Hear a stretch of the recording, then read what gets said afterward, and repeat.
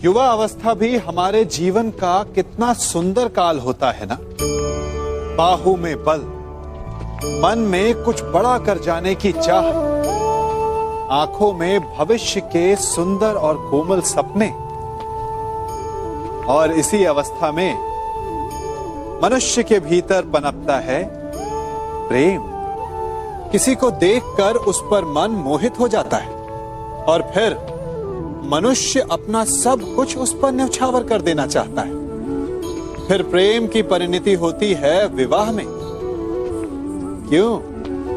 सबको अपने खट्टे मीठे संस्मरण स्मरण हुआ है ना। परंतु यहीं से अधिकतर माता पिता और संतान के मध्य विचारों का विरोध प्रारंभ हो जाता है।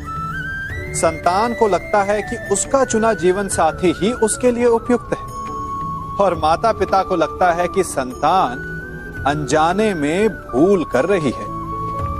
संतान का तर्क होता है कि उसे विवाह किससे करना है, ये उसका अधिकार है। और माता पिता का तर्क ये होता है कि अब भी जीवन साथी चुनने की समझ संतान में है ही नहीं। तो इस अवरोध को काटा कैसे जाए, उचित निर्णय कैसे लिया जाए? इसका एक ही मार्ग है, अपने उत्तरदायित्व का भान और अपनों से बड़ों के मापदंडों का भान। विवाह करने से पूर्व ये जान लेना आवश्यक है कि विवाह केवल अपने प्रेम को पाने का मार्ग नहीं है, अपितु विवाह से जीवन का एक नया द्वार भी खुलता है।